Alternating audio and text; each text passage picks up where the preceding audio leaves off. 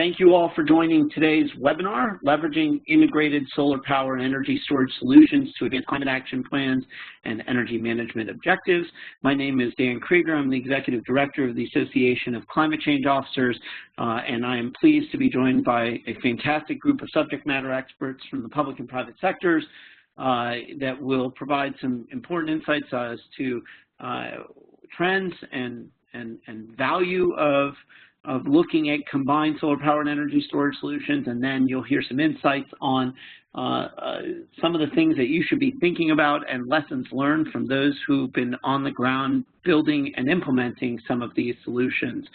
Before we jump further into today's program, I do want to thank our sponsors, Green Charge and Rec Solar, for their support making this program possible. And I also want to thank our partners at the Energy Storage Association, Practice Green Health, and Solar Energy Industries Association in helping us get today's programming out and getting the audience in the room, so to speak, for it. A couple of housekeeping and logistics items before we move into content. First and foremost, we are recording today's webinar, and we'll make a recording of replay access of the recording to you available subsequent to the program. You'll also have access to a PDF of the slides that are being presented today.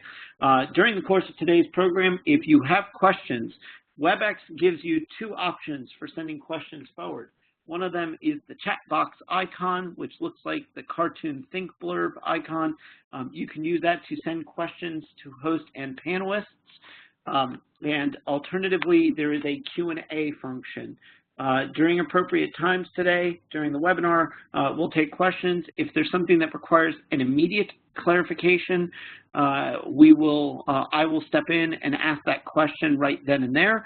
Otherwise, we will save a Q&A session for the back end of the program, and we've got a meaningful amount of time set aside for those conversations. So with that, a couple of more housekeeping items on the ACO front. First and foremost, we'd love for you to get the word out on some of the thoughts and considerations that you're going to get from this webinar. You can tweet at us at Climate Officers and use hashtag ClimateSmart. And a couple of our other upcoming online trainings, although I guess I should note that with upcoming, having a webinar from yesterday is not upcoming. We've got our Governance 102, Commodities 102, and Supply Chain 201 online courses and others, and you can learn more about our online training through the ACO website at acoonline.org. And then we hope you'll consider joining ACO as a community of practice. Our individual membership includes access to free live and on-demand online training, our new Mentor Protege program, subscription to our CCO weekly brief, access to member town halls, and earning rewards for member referrals. We also have a program that integrates our CCP, the Certified Climate Change Professional credential, into those membership packages, and you can learn more about that on the ACO website through the URL below or just by going to acoonline.org. So with that, I'll first hand you off to our opening presenter. Please join me in welcoming Imre Gyuk, who's the Energy Storage Program Manager, the Office of Electricity Delivery and Energy Reliability at the U.S. Department of Energy. Imre? Well, hello. I'm Imre Gyuk, and I direct the Energy Storage Research Program at the Office of Electricity. Next slide, please. So this webinar is about storage and about solar power. So what is energy storage? Well, the basic idea is really quite simple. Energy storage provides energy when it is needed, and this is just as transmission that provides energy where it is needed. So storage, transmission, when and where, time and space. Next slide, please. So, why are we suddenly so interested in energy storage? Well, it goes back to the state of the grid. The grid used to be a fairly simple sort of structure. You had generation, and you had a load, And as the load changed throughout the day, it was relatively easy to follow it with revving up your fossil fuel power plants, and providing the necessary energy. Well, the grid has become much more complex because we now no longer just have fossil fuel power plants. We have a lot of wind on the system, and we have a lot of solar photovoltaics. And those are variable. So they are not entirely predictable, and we have to take this variability into account. Similarly, the load has become more complex too. We have a lot of rooftop PV coming on. People are beginning to use electric vehicles, and electric vehicles are big loads on buildings. They're almost equal to a regular residential load. And also individual houses and communities have an awful lot of power electronics equipment, all of which uses energy. So you've got variable generation, and you have variable load, and you need something in the middle to make it work easily. That is a buffer in the form of energy storage. Next slide, please.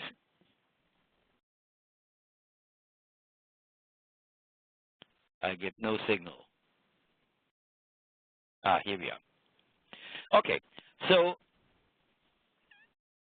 solar, as it interacts with the field, is fairly complex. And it doesn't always do exactly what you were thinking it would do. So what I show you here is the so-called California Duct curve.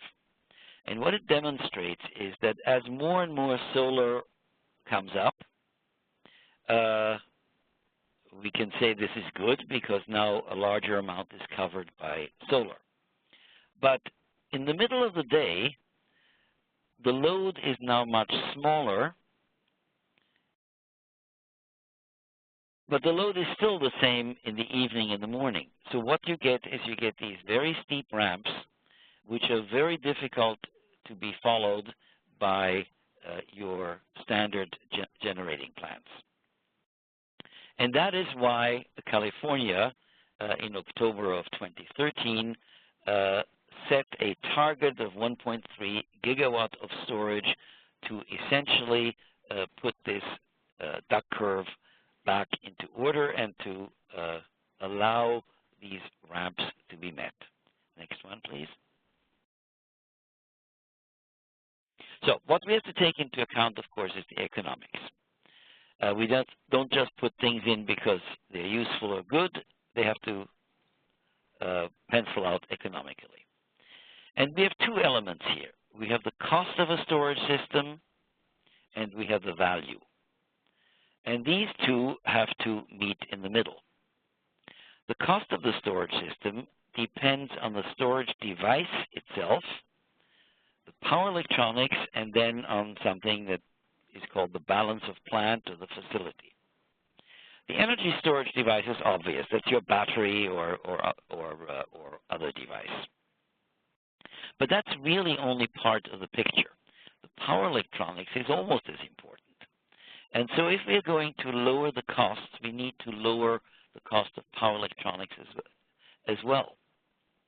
The balance of plant is even more complicated because, first of all, you have to take your batteries and you have to put them into racks and bigger packs, and you may need a building, and that building has to stand on ground that you pay for.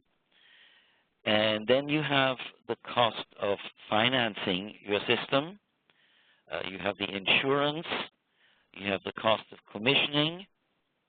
You have inside your building air conditioning because your batteries may need cooling or heating, as the case might be. And then you have a fire suppression system, if that is necessary. So you see there's all kinds of costs which you don't really count it on to begin with. the value also has several components. The one that comes to mind immediately is arbitrage. Buy low, sell high. Turns out that is really not the most useful thing. More important, frequency regulation. The small variations that you get in the system, that's more cost effective for the user of storage. And then, and this is getting to be an important one, the demand charges. And these come by the month and by the year. And finally, there are not only monetized, but there are also unmonetized benefits, such as emergency preparedness, resilience, and what have you. Next slide, please. So what comes to mind immediately when we're talking about resilience is disasters. And those come in all kinds of types and flavors, you know, Sandy, Katrina, Irene, what have you. It's quite real. If you look at the Washington annual average temperature, there is a clear trend upwards. And this is not just hot air on the hill, this is real measured temperatures. And this translates into monetary terms. The number of natural disasters exceeding $1 billion in damages by year is also an increasing trend. And it is indicated that the situation will probably get worse and not better. But one of the things that has become apparent is that you can protect yourself beforehand. And every dollar spent on protection measurements can prevent $4 in repairs after a storm. Next, please. And one of the things you can do is to introduce storage, and this works quite well. So in Vermont, for example, we put up a joint solicitation with the Vermont Public Service Department. It was picked up by Green Mountain Power, and we put in 4 megawatts of storage integrated with 2 megawatts of PV. And the idea was that this went into an emergency center, high school, which was available to the public. It took about 1.5 years to put the whole thing in. You can see the groundbreaking and you can see the resulting system. And the idea is that the system can be islanded to provide emergency power for this resilient microgrid serving a high school emergency center. But most of the time, of course, the system will be in a non-emergency situation. And then you get ancillary grid services from the storage, and you get green power from the grid. This did very well in Vermont. It was referenced as a model in the Vermont Energy Strategic Plan. New projects are being planned. Recently, I gave testimony to the Vermont Senate, and a bill on a storage initiative has now passed. Next, please. So it occurred to us that, hey, you should be able to make this thing pay for itself. And indeed you can. And what you can bring in is you can make money from the regional network service. These are payments for using transmission lines, and this depends on the monthly peak load. And you can use the forward capacity market, payments for regional capacity reserves to cover load excursions, and those depend on the yearly peak, and that's paid to ISO New England. Now, what happens is that essentially there is an announcement that the yearly peak is likely to be happening. You can't completely predict it, but you can be alert. And if you happen to have a battery that has been charged up, with solar in particular, then you can reduce your peak, and that is money in the bank. Here, for example, with this system at Green Mountain Power System, we caught the yearly peak on August 12th of 2016, and this one event returned 200K from the storage and PV. So this can be done every year, and what you end up with is you end up a system with a payback of about 6 years or so. Next, please. So you can put storage on the grid, and you can make it pay for itself. It isn't just a costly toy. It's something that actually provides useful benefits and increases the effectiveness of solar power. And we expect that in future, the annual energy storage deployment is going to increase exponentially. And this is true for residential, for non-residential, and for utility storage as well. And that's the end of my section. Thank you.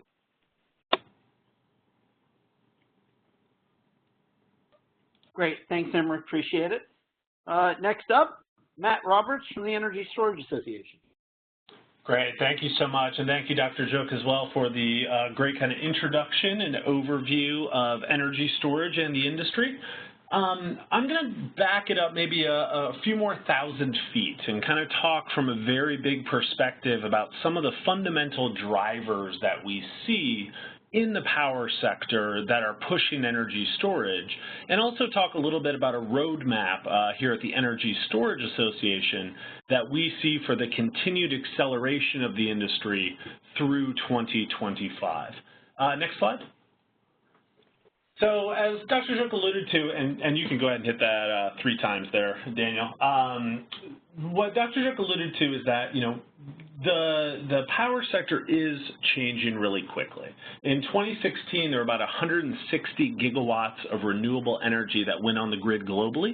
In the United States, we expect to see continued acceleration. About 49 gigawatts of U.S. wind is expected by 2020. In addition, just last year in 2016 alone, 14 gigawatts of solar were installed on the grid. In addition, as well, it's not just private homeowners or utility scale solar. Corporations are procuring renewables at a very rapid pace.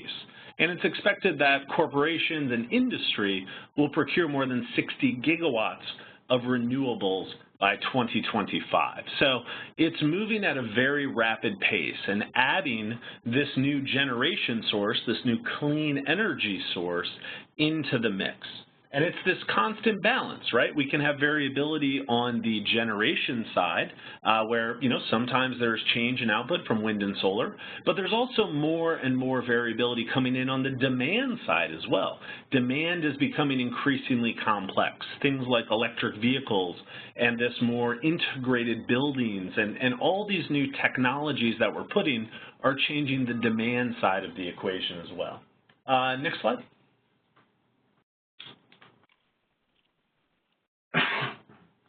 Give it just a sec there. And so this is really changing the profile. So on the generation side, it's anticipated that by 2021 in California, solar, energy storage, and wind will exceed natural gas generation capacity. So this is coming really quickly. That's only 4 years down the road, or about 3.5 years at this point down the road, where we expect to see this transition. And that means that we're going to have a very different and more dynamic grid that we're operating with. Next slide. And it's really changing kind of business as usual. This is one of my favorite quotes from Ben Falk. I think it really sums up the transition that's happening right in front of us. I'm not going to build any new coal plants, and if I don't, there won't be any. You know, they have a very big footprint at Excel, and that is a similar sentiment that we've seen from utility executives across the country. We've also seen folks like GE come out and say, you know, after 2020 or 2021, we won't see any new peaker plants built because we have technologies like storage available today to help address peak demand and peak capacity. We've seen similar notions from folks at NextEra and other energy industry leaders that see that transition coming very quickly. But as I said, next slide, we're seeing this transition happen not just on the generation side, but also on the demand side. Electric vehicles present a new load profile, and they're changing the way that demand happens on the grid. Integrated buildings and smart homes that are able to be more responsive, but also bring new demands to the system, especially as we continue to switch HVAC, heating and cooling, from being only partially electric to increasingly electrifying that sector of the economy as well. And manufacturing. You know, we are replacing workers who are powered by food and things like that with robots who are powered by electricity. And increasingly high-tech manufacturing is bringing new demands to the grid and new requirements for power quality and performance. And this is creating a kind of centralization of power while we're decentralizing the grid. So if you look at the next slide, yes, this is sort of this integrated grid that we're talking about, right? Solar and wind intermixed with buildings, with electric vehicles.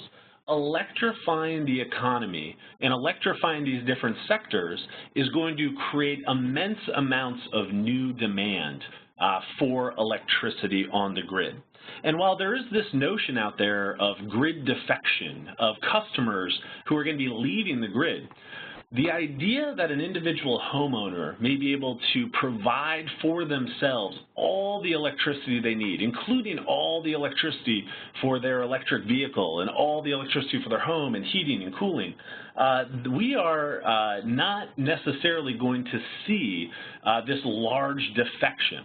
So what we're really going to see more of, though, is load defection, of people taking on some of their own generation capabilities, but also still leveraging the centralized grid as well. It's going to be a combination of those two things.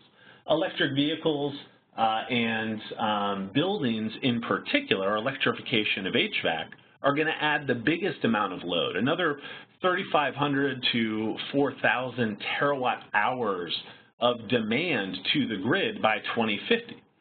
Now, what's great about that is the grid is really the most direct pathway to large-scale decarbonization of our economy. The grid also has fuel diversity, so we're able to use different fuels, and that prevents scarcity and those types of pricing spikes that may happen with, say, gasoline or another singular fuel source. So the grid has that type of resiliency as well. And it's a very robust network. It is the engineering marvel of the last century, but it also has known weaknesses. It is the world's longest supply chain that has little capacity to store the product that it provides to end users, and that means it's very vulnerable to disruption. And so, any system that has, hundreds of thousands of miles of wires is vulnerable to physical disruption. And increasingly, as we network more of this together, it is vulnerable to cybersecurity risks and other types of disruptions along those lines. And then there are market disruptions as well, where markets, new things like blockchain and peer-to-peer networking and that type of transactive energy, that disrupts on the market side. And so the goal of, and really the main driver for energy storage, is to reduce and eliminate these types of disruptions, to make the grid more flexible and adaptable to these forces. If we look at the next slide, it's estimated that to overhaul the grid and all of its components, to replace it with what we have today, with its current limitations and current shortcomings, is going to cost about $5 trillion. And our utilities are gearing up to invest, hundreds of millions of dollars over the next few years and continuing to do so for the foreseeable future. And so we're really at this nexus point where we need to make a choice. We can either use the technologies we have today, and with incremental improvements, power plants are getting a little bit more responsive, a little bit faster, but at the end of the day, they really pale in comparison to the performance capability of energy storage systems. Storage systems can respond in seconds instead of minutes, and they're incredibly accurate. They don't need to ramp up to a given amount of output. They instantly go to that output. And so that speed and accuracy is incredibly valuable. So as we're looking at these, trillions of dollars in replacement and the disruptive forces that are coming onto the grid, energy storage is definitely a key component of bringing all of this together. If you look at the next slide, we think that these forces are really going to drive the continued acceleration of the industry. So this is done in megawatts here. So we're anticipating that there will be more than 35 gigawatts of energy storage installed between 2017 and the end of 2025. Now, this shows total utility scale as being a very vast portion of that. I do want to point out the distinction here. This is about applications, and so the total behind the meter that's shown there, which is a smaller portion, that is all the applications that exist only behind the meter. So you can have a behind the meter system, say, battery installed at a corporate headquarters that provides you behind the meter benefits like reducing your bills, time shifting, localized reliability, but it also can provide benefits back to the grid. So it can help with a peak demand reduction on an overstressed feeder for a network. It can provide other grid side benefits. So this is focused on where the benefits or the application lies, and that's the distinction we make here. So more than that blue section will actually be behind the meter energy storage, but it'll be providing benefits both to the customer and the owner, as well as to the grid as a whole. And that's really one of the challenges for the energy storage industry, is being able to, kind of create this new paradigm where end users are able to be very productive and valuable contributors to the overall health, resiliency, and flexibility of the grid and provide value back to the utilities instead of just being a one-way recipient of energy from the grid. So there's a massive opportunity here for this continued growth. Now I'll give you just one example on the next slide here of what this looks like when we compare a traditional asset side by side with an energy storage system. So this is a comparison between a peaker plant and a battery system. Now, also, I will note, I do realize that is not actually a picture of a peaker plant. But this power plant here, when you're looking at a peaker, one of the things that you have to keep in mind is that it has to be on. And so it has a minimum operating capacity. It has to be on, 15, 20% to be on. Now, in terms of its utilization, though, these are used very infrequently to address peak demand. Sometimes as little as 7% of its total utilization is actually being used. And it may only be turned on for a couple hundred hours every year. So you have this multi-million-dollar fossil asset that is, not relatively slow. Dispatch time is measured in minutes. And it's just kind of sitting out there not doing anything 93% of the time. And sometimes when it's on, it's just sitting there idling, waiting to be called upon, waiting to be utilized as a grid asset. And when it is standing by, you got to pay for that. While it's idling, you got to pay for the fuel you're burning. You got to pay for the staffers who are there, enough to have it be at full power, but only being used for very little, if at all, with those standby costs. Now, when you compare that to an energy storage system, one of the many kind of interesting features of storage is you get about 200% of its capacity. On the outside of the box, if it says 10 megawatts, that is 10 megawatts that it can push onto the grid, but it also is 10 megawatts that it can pull from the grid. Sometimes there's too much energy on the grid. For example, when there's a lot of wind power in West Texas at night, that power doesn't always have a place to go. That can cause prices to go negative in the market there. And that's an opportunity for energy storage to absorb that energy and get paid to do so. But there's obviously the output side of the equation as well, where that system can be used to help with peak demand or frequency response or a number of grid services. This kind of multifaceted stacked value that Dr. Duct was describing, of these many different things a single system can do. In addition, the dispatch time is measured in seconds, sometimes milliseconds, and there's no really cost or direct emissions from this system.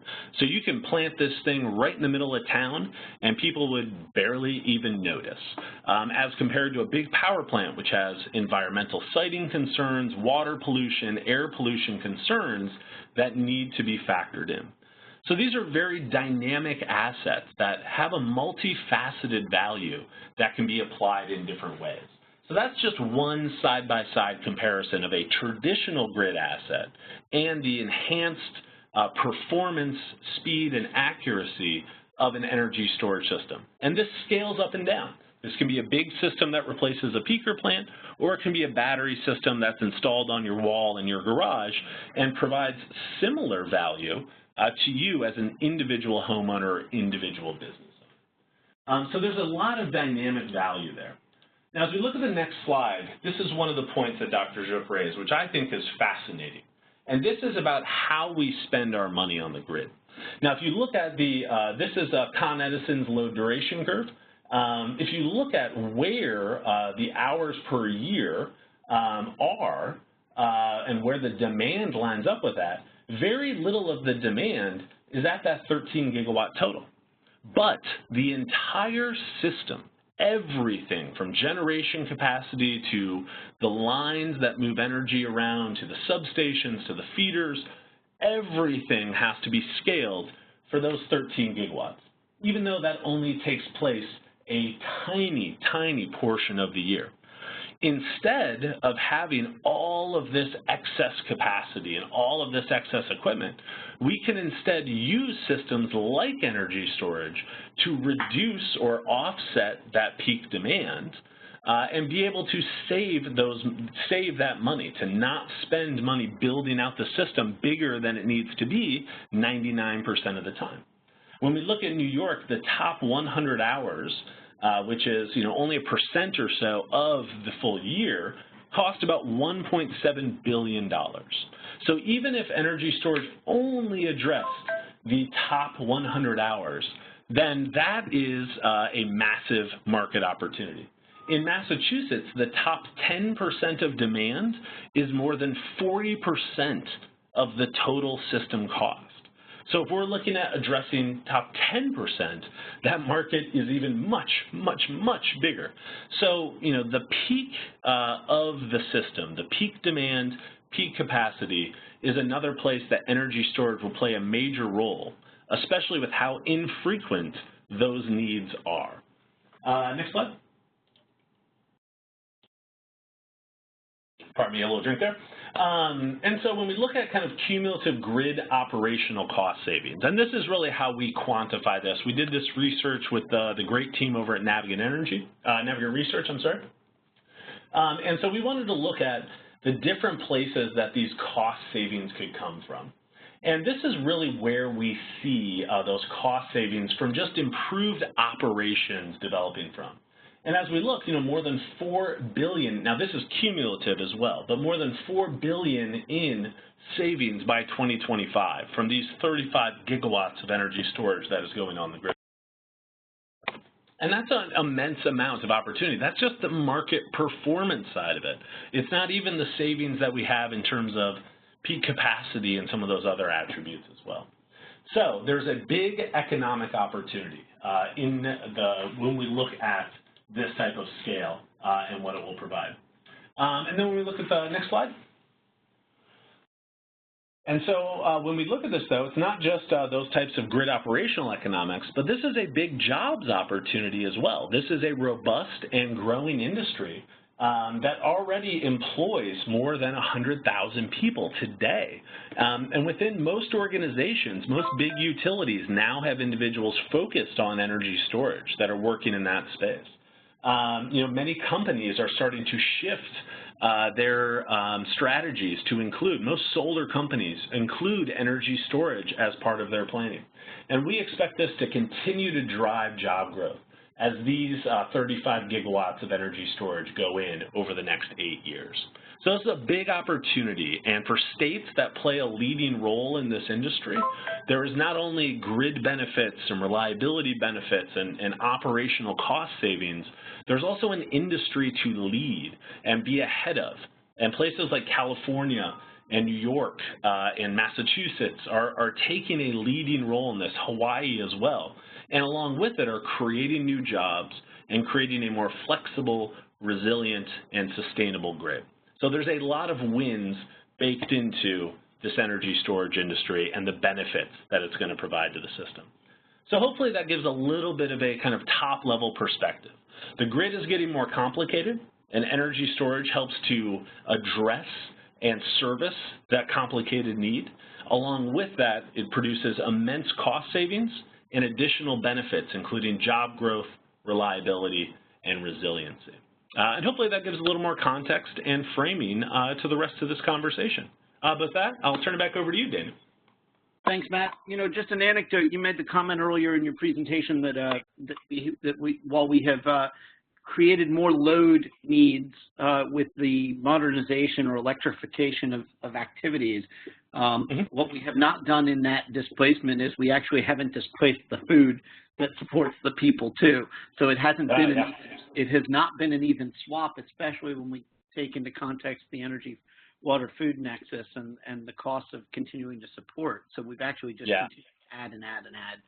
So thanks, Matt. This is a great overview. With that, I do want to, being cognizant of time, turn it over to John Hostetter from REC Solar. John?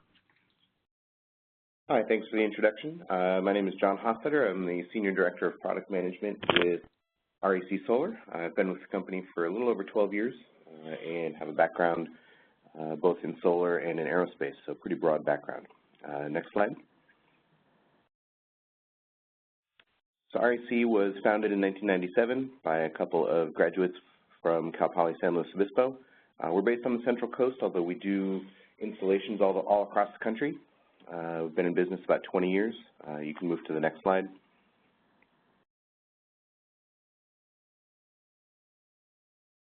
A brief overview of who we are and where we do business. Our clients are commercial, industrial, as well as municipal.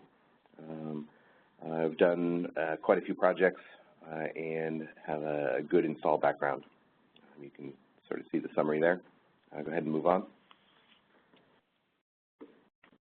I wanted to talk a little bit about the changing marketplace, how the market has been developing over the past few years and looks to develop over the next couple of years, and how that impacts the relative value of solar and storage. We were founded as a solar company. We firmly believe that solar is a great thing for most of our customers.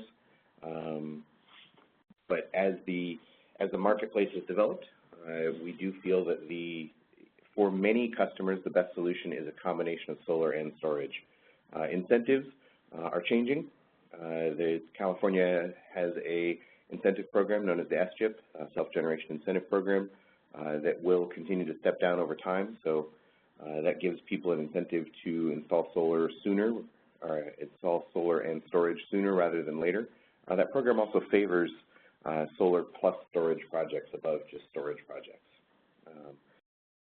Beginning in after 2019, the ITC, the federal tax credit for solar projects, will begin to step down over time.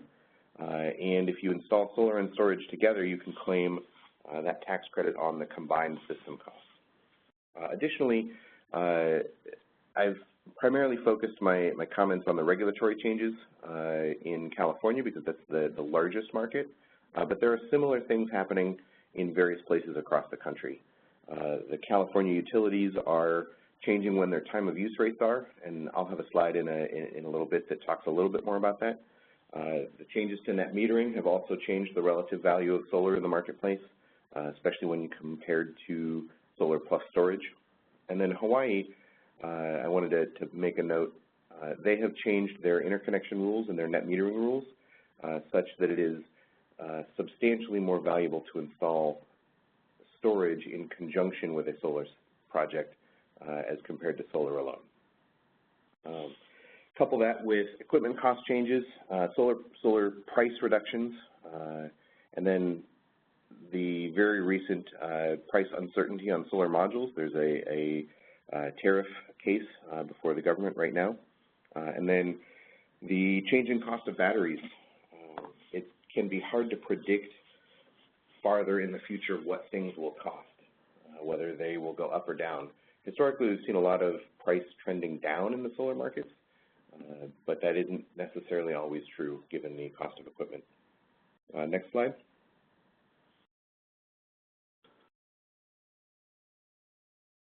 This is just a couple examples of the time of use changes and what it does to solar.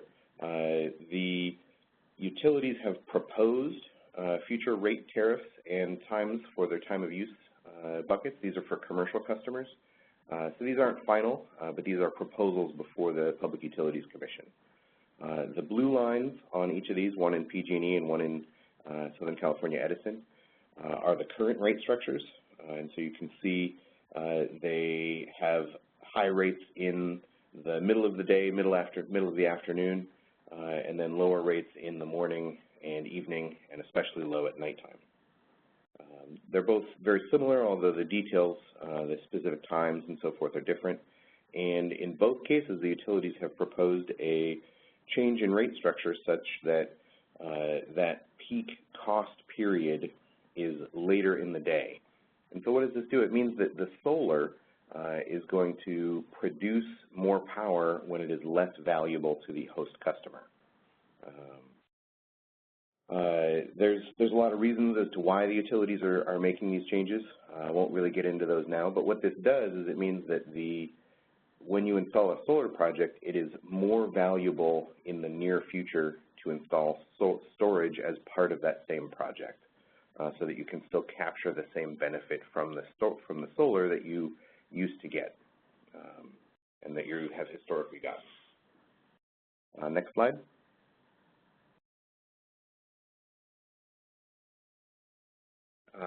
Speaking of relative costs and benefits, I wanted to put on the hat of a financier for a moment and explain how many financiers in the marketplace right now view solar and storage. While many want to fund storage and want to fund solar, for them it can be a challenge to fund just a storage project. Now there are some out there who will, but in our discussions with financiers, it has been more valuable to them to have a portfolio where they have solar and storage together as compared to just storage. You know, from a financier's perspective, the general view of solar is that it's been around a while. Many of them have financed a number of projects and have a portfolio, and so they have firsthand understanding and experience with the equipment reliability and performance, with warranty support, with construction concerns, and with the system performance itself. Having owned some of these systems for a good amount of time, they understand the operations and maintenance. They know what incentives are available, whether that's a tax credit or local or state level incentives, and they have a good history of performance. And this leads to them viewing solar as a time-tested and understood investment for them. So what does that mean? It means that you can predict and you can work with them and they can predict what their return is going to be and what they need to get out of a system and what they can afford to pay for those systems. This means that capital is readily available to help commercial customers purchase these systems if they don't necessarily have the capital themselves. Storage, whether, again, I'm not really debating whether or not these are accurate from a reality and technology standpoint. This is more a presentation of what is a financier view about the technology. Okay? And many of these can be overcome or adjusted to be more favorable. But when a financier first looks at storage, they don't necessarily understand the reliability of the equipment. They might understand the performance of the inverters or the converting systems, but they may not have access to as much long-term history and performance of that equipment. The warranty risks are fairly well understood from some providers. Some providers are smaller and newer to the marketplace, and so they may not understand the reliability of that warranty. The construction techniques for solar and storage are very similar, not a lot different there, so the risks are well understood. Performance of the system as a whole, from a financier's perspective, that can be a question depending on the company and the software and the control equipment being used. Again, it can be overcome, can be mitigated, especially as performance guarantees are becoming more available. But those performance guarantees are really not standard across the marketplace, whereas with solar, most performance guarantees are very similar these days. And so from a financier's perspective, that's easy to understand. Operations and maintenance, mostly understood. Contracts are written well so that those are understandable. Incentives are understood, although especially in California with the SCHIP program, there is some risk of actually being able to achieve that incentive and receive it. There's time considerations about when it can be applied for, and that can delay or cause projects to only operate at only be installed in certain time periods. And then there's just less history of performance. While there are some companies out there who have a good, strong history of performance in the storage industry, there are few who have the depth of experience or the length of product and project experience that are available in the solar industry. So what does this end up meaning? It means that when you combine the solar and the storage, it's much more attractive to a financier than if you're looking at just a storage system alone. Next slide.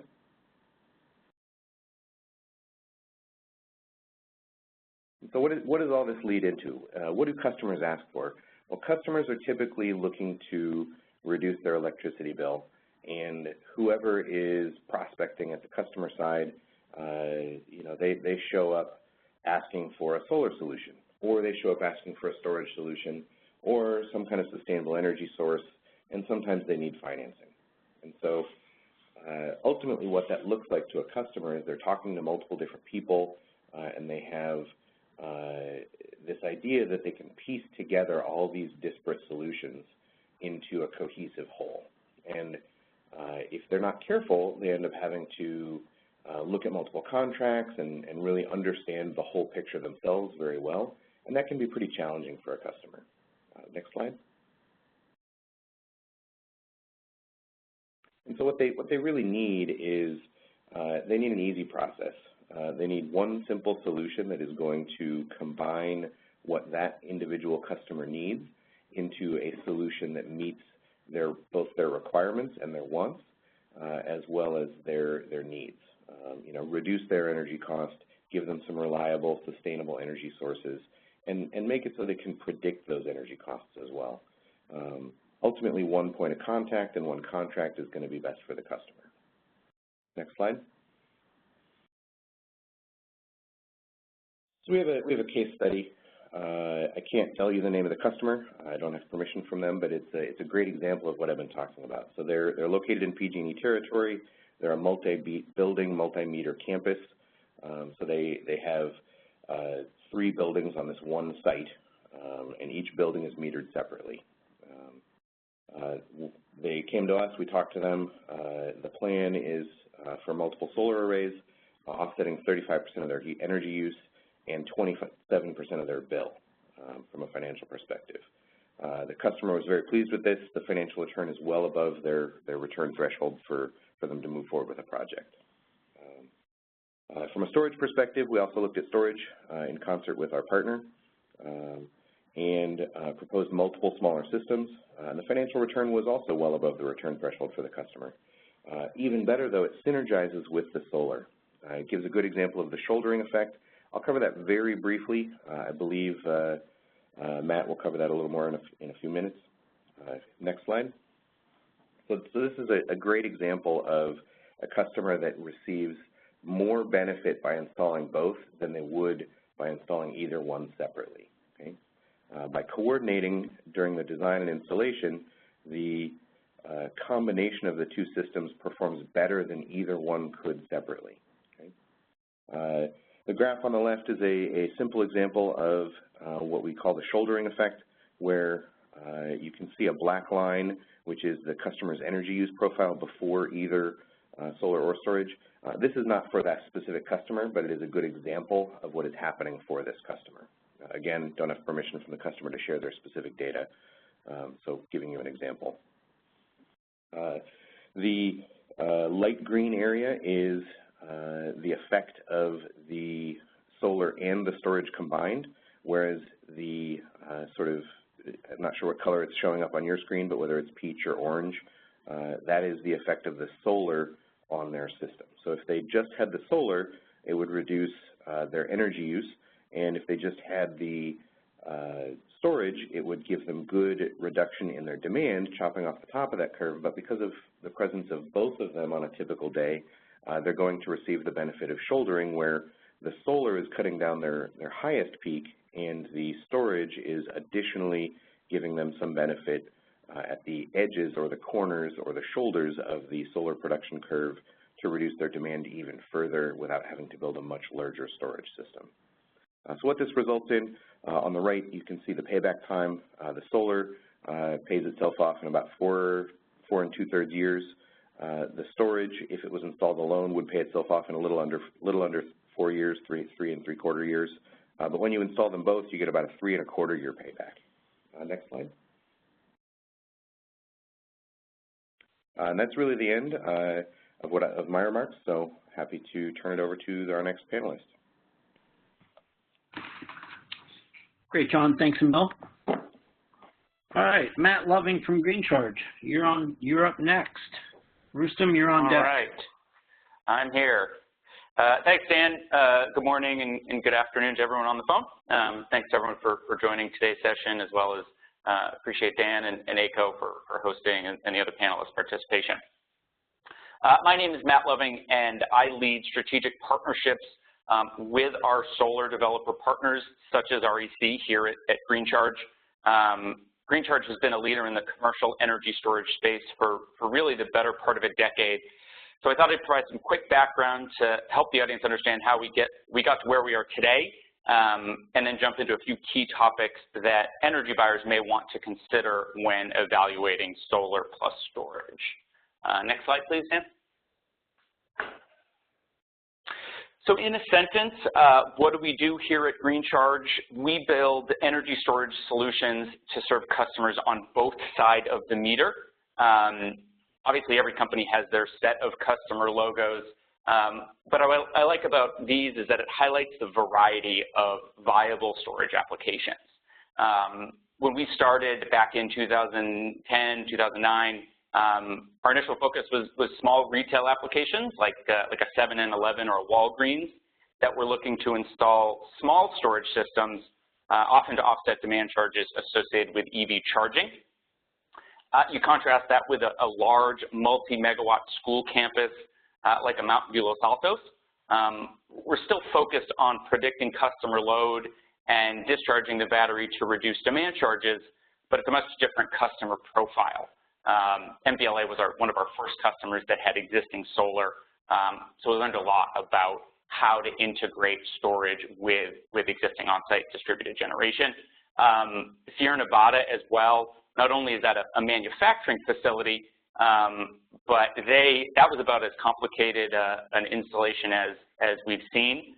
That facility has existing solar, has some fuel cell, has some CHP, had some strong preferences in terms of the battery manufacturer. So it really provided excellent insight into, again, the flexibility and value that storage can provide. This conversation, I think it should be primarily focused on C&I solar plus storage, but for anyone interested in our work with utilities, both our participation in virtual power plant programs, as well as more centralized in front of the meter projects, feel free to reach out to me directly. Next slide, please. So how did we get here? GreenCharge was founded in 2009, and since that time, we've installed over 100 commercial energy storage projects. And when we started, storage was a really nascent and dynamic technology, so nearly all of our early projects were installed under a shared savings agreement. Similar to a PPA, the customer would make no capital investment. GreenCharge would install, own, operate, maintain the system, and every month we would share the savings created by the storage. I mention this because having those aligned incentives with our customers really forced us to learn and innovate.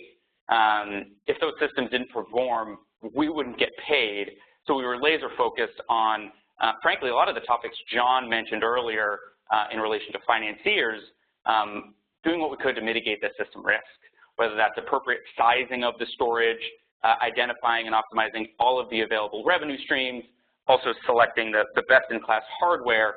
That experience has really proven invaluable as our business model has evolved.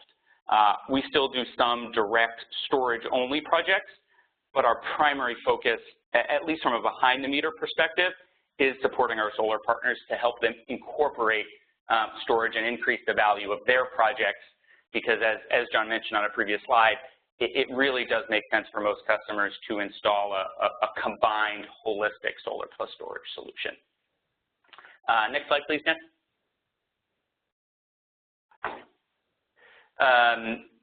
So I know we've seen several graphs of load patterns and demand reduction, but also want to reinforce what John and Imre have highlighted about the benefit of combining these two technologies. You'll see here in the middle the perfect solar day, where those large solars in both the afternoon and the morning are created that storage can attack to drive down those demand charges. Obviously, solar is not perfect every day. So to the left and to the right, we show a few imperfect days caused either by low solar generation or intermittency. And as you can see, the storage sometimes works a little bit harder on those days, either to shave the longer afternoon shoulder on the low solar day, which is that area on the bottom right in the light blue, as well as on the intermittent day caused maybe by some cloud cover or a midday rain shower. We're still preventing any midday peak demand charges. So I think it's pretty dynamic, and I think it's new for a lot of folks, so I thought it would be helpful to reinforce some of the ways these systems combine to create value for the customers. I think this also highlights the importance of intelligent software that both learns your facility's load pattern and also incorporates weather data to anticipate changes in the solar output. Storage is quite a bit more dynamic than solar because you need to have a control algorithm that is actually creating value. It can't really do much without that. Next slide, please. So we've covered a good bit, I think, of the what and the how and the why. I thought I'd touch briefly a little bit on the where. Storage and solar and storage make sense and may make sense in the near future. As John has mentioned, the combination of those really high demand charges here in California, as well as the significant rebate as part of SGIP, has made California the early leader in commercial solar and storage. But we're starting to see traction in some other markets as well. Massachusetts, for example, demand charges can vary and are fairly low for some customers, but Massachusetts is in the process of hopefully passing a statewide energy storage target. They also have some pilot incentive programs, including a grant called ACES and a SMART program. That's an acronym, not an opinion on that program. Many customers in Massachusetts and other parts of New England are charged a capacity tag, which is a fee that's based on a retroactive look back at the grid's overall demand peaks and can be really significant for some customers. Storage can provide good value in reducing those cap tags. I think John mentioned Hawaii as well. definitely some promising economics, some regulatory challenges and hurdles for real strong solar storage adoption, including a lack of net metering. We have heard some rumors that Hawaii is working on a dedicated solar plus storage tariff. You'll see on here also New York, New Jersey, and Colorado, and those states have really had some combination of either aggressive behind-the-meter solar policies, New Jersey having their SREC program, maybe some limited or unsuccessful attention at storage incentive programs, and or promising economics, such as the high demand charges or cap tags. Those aren't markets that we feel anything is imminent, but this is obviously something we spend a lot of time on, and this slide hopefully will continue to be updated every quarter or so. Next slide, Dan.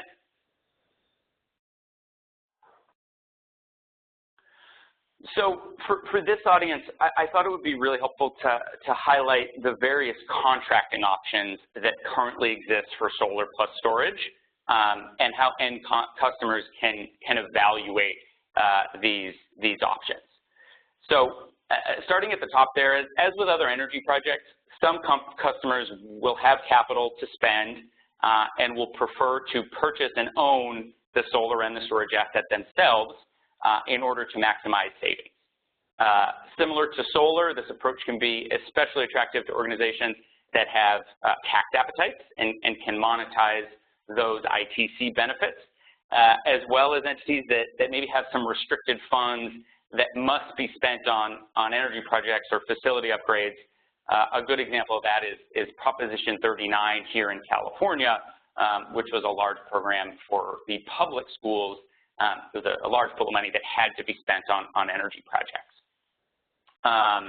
In terms of finance solutions, we see two primary options at this time, but we really expect this to evolve over the coming months and years. The second one there is the idea of a solar PPA combined with a fixed kilowatt payment for the storage. Others may refer to this as a lease. I've also heard it called a capacity charge. It's typically executed, as John highlighted, as one contract with a single provider like REC, and this contract has two payment metrics. So the customer will be charged for every kilowatt hour generated by the solar, similar to a standard PPA, but there will also be a separate charge for every kilowatt of demand that's reduced by the combined system. So we've gotten some feedback from customers that they appreciate the payments are tied directly to each system, but a contract structure where there are two separate payments can be a little more complicated. On the flip side, the last one there is the combined solar plus storage PPA. We've seen interest from customers who want to combine the solar and storage into one per kilowatt hour fee. So let's say, for example, a solar provider was able to offer you a PPA for 8 cents per kilowatt hour. You may have the opportunity to contract for a combined solar plus storage system that also provides demand savings, and maybe your new price is 9 cents a kilowatt hour. As you might expect, that simplicity is attractive for some, but other customers don't like the idea maybe of paying for kilowatt reductions in the form of a kilowatt hour payment. Dan, if you can go to the next slide. So I want to be really mindful of timing constraints here, but the final piece I did want to mention is related to the performance guarantees. I'm sure many folks on the phone have evaluated solar, 3, 4, 5, 7 years ago, and maybe asked yourselves, hey, how do I know that this is going to do what my provider says it will? And as a result, most reputable solar providers will provide a guarantee that the solar project will generate a certain number of kilowatt hours per year. We've worked hard here at Green Charge and been supported by our parent company, ENGIE, who many of you may know as formerly GDF Suez. It's actually the largest independent power producer in the world, with about $150 billion in energy assets. And so we've spent a lot of time working on similar guarantees for storage. So those guarantees can change depending on the contract type. They could either be based around actual dollarized savings or in the form of I think more commonly, a guaranteed number of kilowatts that the system will reduce, sort of the equivalent to a kilowatt hour production guarantee for solar. The other thing the performance guarantee does is for projects that are claiming the ITC on the storage, it ensures that the system will be charged a certain percentage by the solar. That's a key metric in determining the ITC value. There's actually a 75% cliff. So if the storage is charged less than 75% with by the solar, there's no ITC benefit available. For finance solutions, as John alluded to, these performance guarantees can go a long way towards getting a project investor comfortable. The financier is kind of the man behind the curtain for a lot of commercial projects. The customer may not think about it, but that is a really key part of the overall puzzle. And then finally, I think it's important to consider the party that is holding that guarantee. Right, a warranty or a guarantee is only as valuable and as stable as the organization that holds it. And so we feel that our ownership by NG and then backing this performance guarantee is a really key differentiator for us in the solar plus storage market. So Dan, I'll stop there, and maybe we can come back to these last two slides if depending on the questions we get from the audience.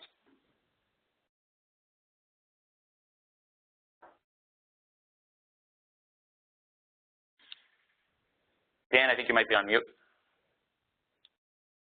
Yep, and it didn't want to unmute me. I think WebEx was trying to communicate something to me there. Thank you, Matt. Much appreciated.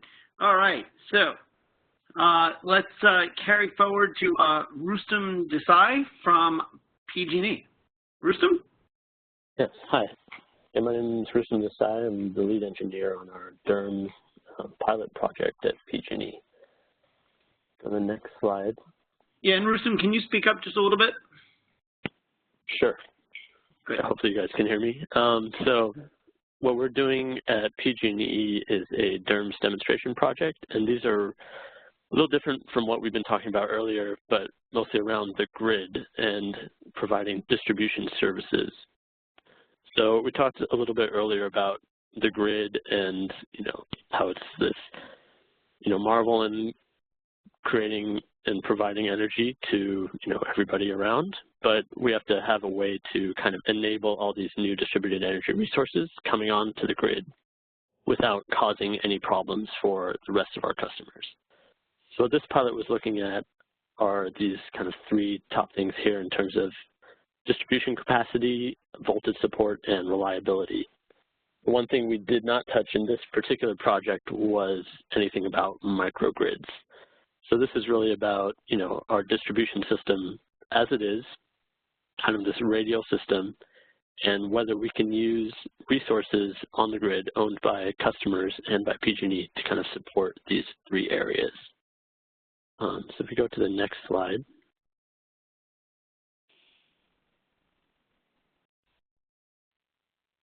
So we're working in partnership with Tesla, Green Charge, and GE in this endeavor. So what we'll have are, we're actually doing 3 different pilot projects all on the same set of feeders down in San Jose, where we're controlling smart inverters for PV assets. We're controlling behind the meter storage, and then we have a DERMS project through GE in terms of coordinating all these different types of assets. So what we'll have is just PV with smart inverter controls. We'll also have behind the meter storage, both just storage alone and also tied in with residential solar. So those are being provided by Green Charge for the larger kind of commercial and industrial customers, and then Tesla for the residential customers. And then also PG&E has its own 4 megawatt 7-hour battery tied to one of these feeders. So that's currently in the frequency regulation market and energy markets, but we'll be using it also for these DERMS use cases to provide that type of capacity support, voltage support, and reliability support. So if we go to the next slide.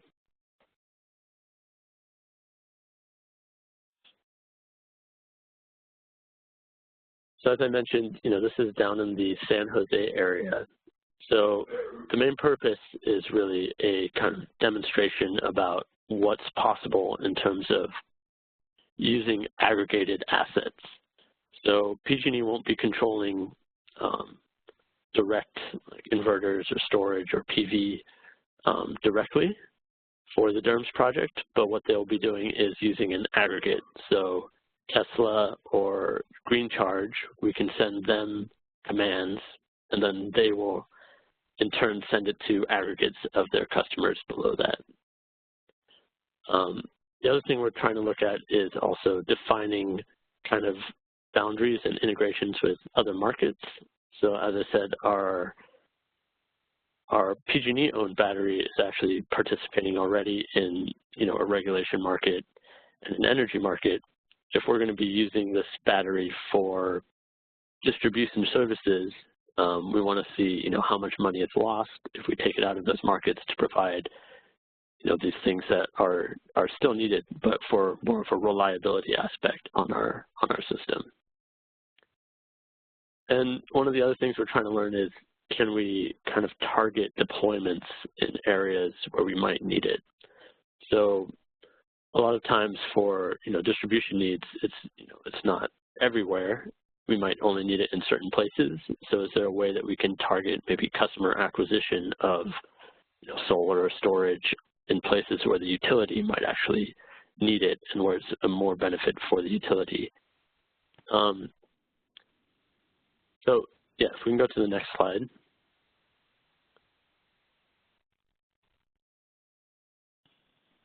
So in terms of our timeline, we're currently getting ready to go for a field deployment. So we've been testing in our lab and getting ready for the GE DERMS project. We've also been working with the aggregators in terms of Tesla and Green Charge to get customer assets out there to be able to control. So in terms of kind of lessons learned that we've had so far, what we found as a utility is that kind of this targeted deployment in areas where we might need something was a little more time consuming and difficult than we thought it would be in general. And those types of things may change, and it might have just been a particular area that we chose.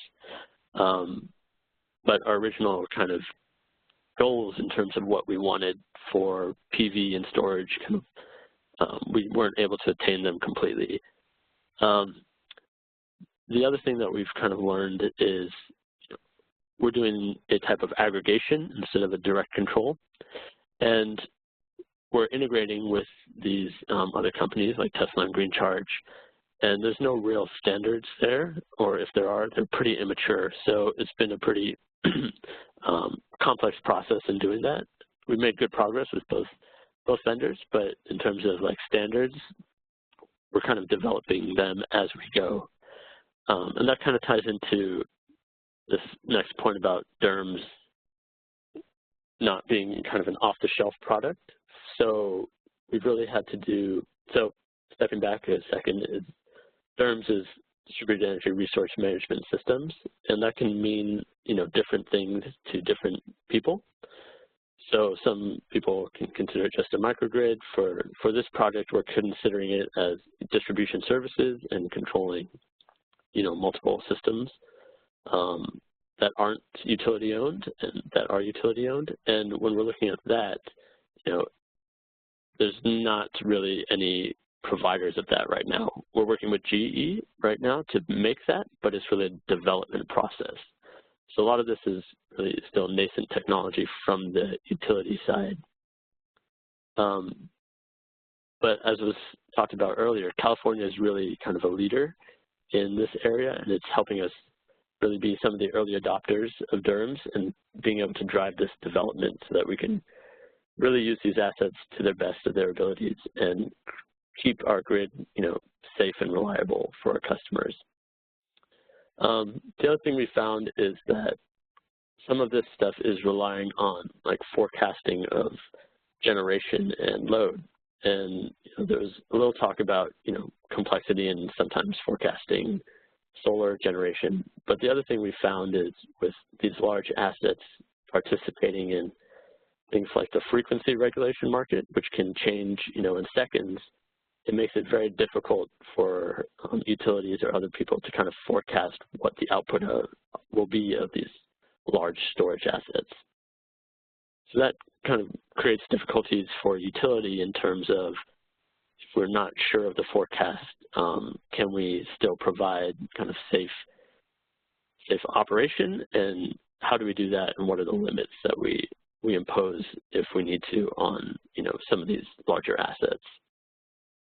And the other big thing that we talked about a little bit earlier too is kind of the changing skill set needed as this technology grows and advances. And from the utility point of view, that skill set is also changing in terms of what type of skills people need, especially in our operations center, to be able to handle this new influx of DERs on our system. So as I said, we're kind of still, we're going for a field deployment real soon, and we'll be expanding kind of our analysis of what it means for grid modernization and for DERMS in the future, and also being able to demonstrate how we can both do distribution services while also allowing participation in different markets to make sure that they're getting their return on their investment. That's all I had. We can kind of open it up for what's next, Dan. Great, thanks for. So we've got one more case study, so we go back to Imre. Well, Dan, in the interest of time, and so that we can have some more questions, I will skip my case study on Sterling, Massachusetts. I will only say that every month we catch the monthly peak, and we pay back the cost of the system. And it works extremely well. And we have this tied in with our analysis group at Sandia so that we know exactly what the cost-benefit structure is. But if you go to the next to the last slide of my presentation, continue. Go on. Okay, no, not that one, the previous one. These are the employment figures as they come out of the U.S. Energy and Employment Report by the Department of Energy. And as you can see, the number of jobs created is substantial. It's just about 10% of the overall jobs in transmission and distribution. And it's more than what smart grid and microgrid generate. The next slide.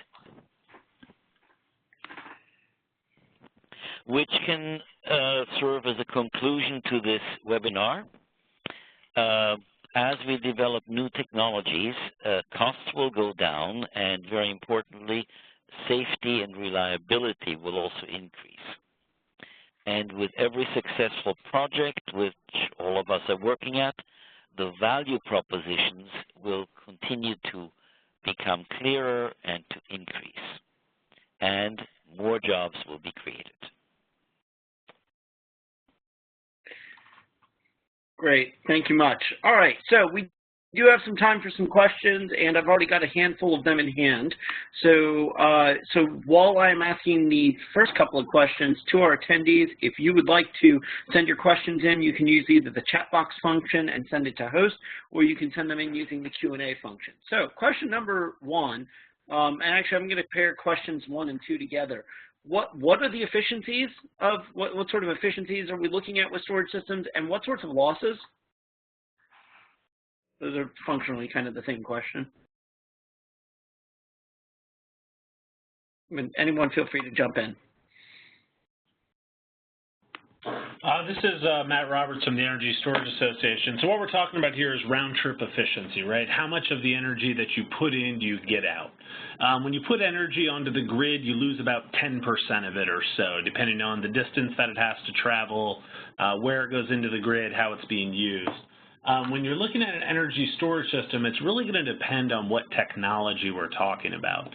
For a large pumped hydro system, there may be less efficient than, say, an advanced battery system or a flywheel system or a flow battery or something along those lines. So it's going to vary pretty widely. It can be maybe as low as 70% of the energy back or as high as 85 to 90%.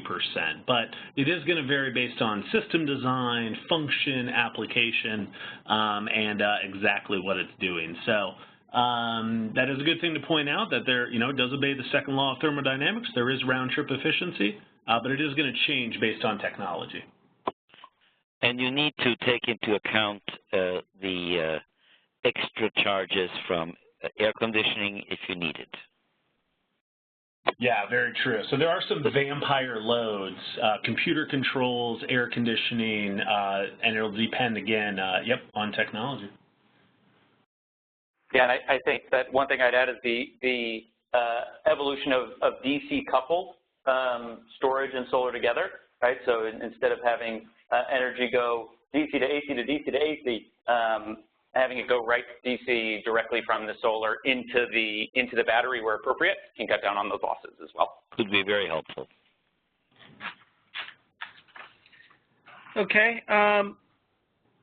Next question. What are the best types of batteries for residential solar systems?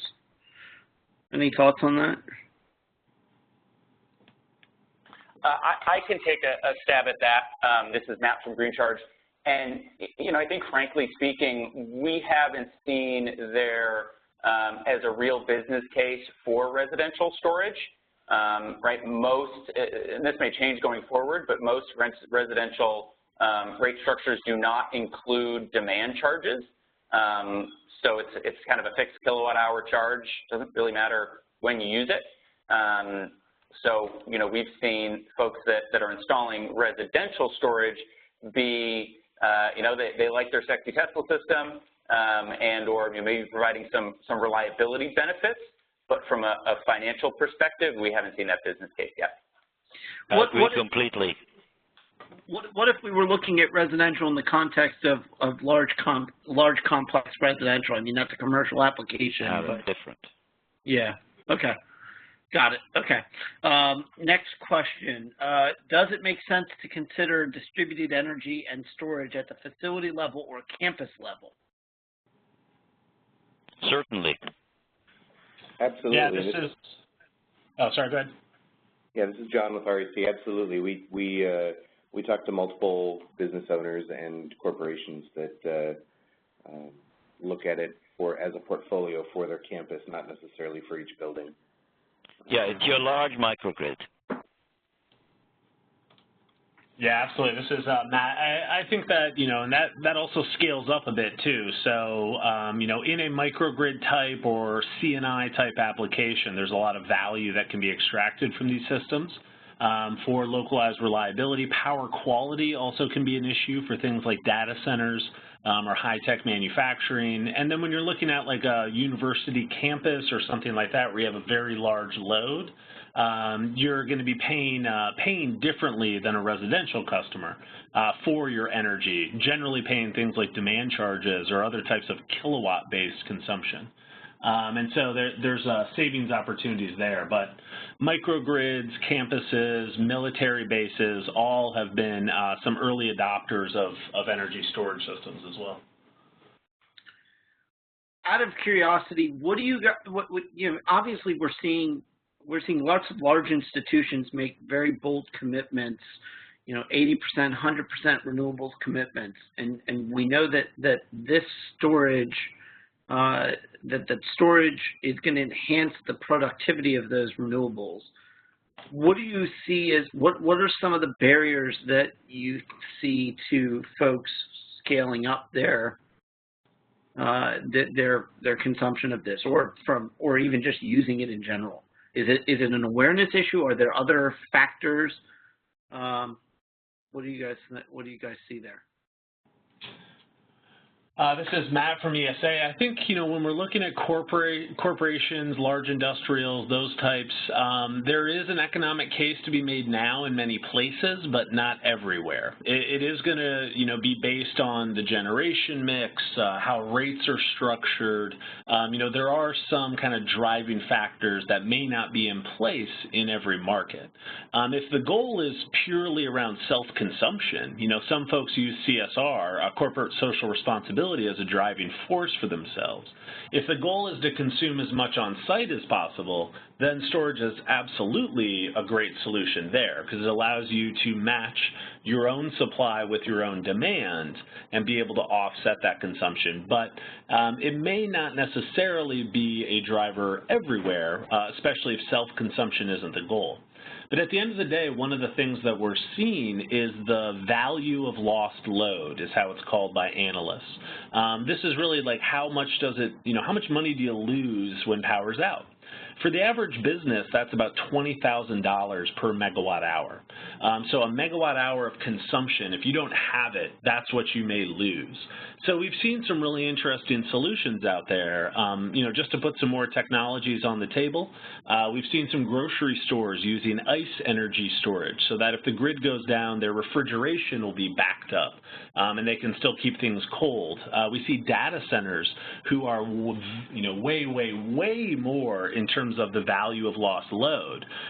It's estimated for data centers it's $9,000 a minute for the amount of time that they're down in terms of what that costs them in terms of lost value. So, there is a real and tangible value for reliability, but only if the business itself rationalizes that value. It's not reflected in your utility rates or how much money you pay. That's a decision that a company or a business or building needs to make for itself.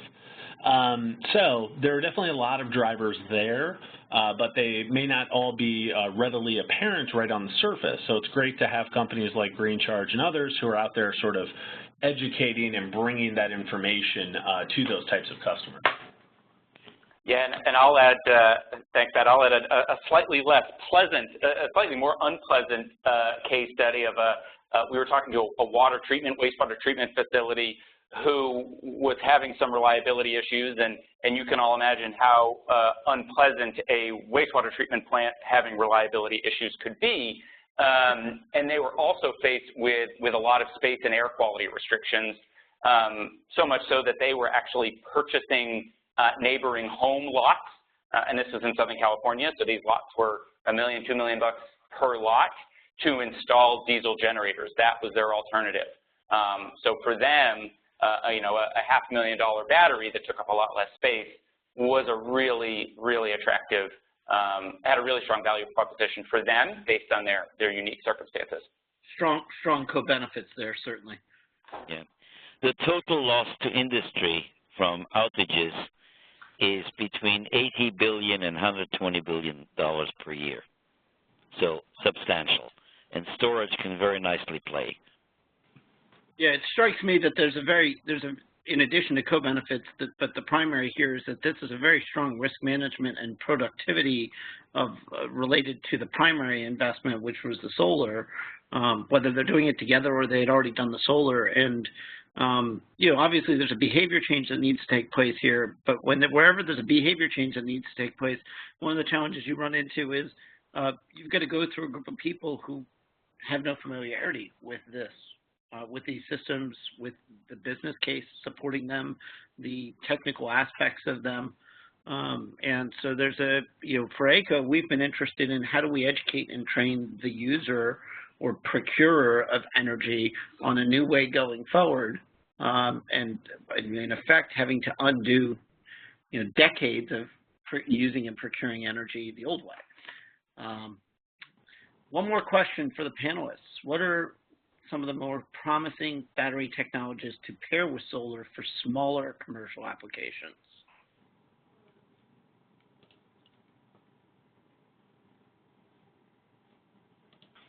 So I think it really depends. I mean, there's quite a bit of lithium-based applications out there.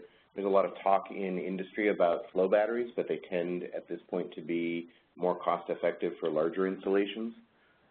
But I think the thing I would say is engage with somebody who's an expert and find the right solution for your specific application.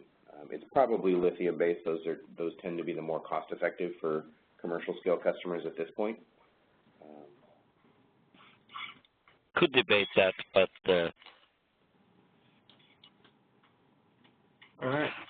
All right. Well, being as we're sitting here at 2:33, I don't see any other questions coming in that we haven't addressed yet. So I think that we are going to say thank you to everyone for joining today's webinar. As a quick reminder, we have our upcoming online training, and I hope you guys will contemplate joining ACO. The time is now to really advance competencies, advance a workforce of climate-smart professionals, advance these solutions, and to come together as a voice now more than ever. So we hope you'll consider joining ACO. You can learn more about ACO at acoonline.org/individual-membership. Or just acoonline.org. So thanks again to our sponsors at Green Charge and REC Solar, as well as our partners at Practice Green Health, Energy Storage Association, and Solar Energy Industries Association. I hope you all have a wonderful Thursday afternoon. Have a great day. Thank you, everyone. it was fun.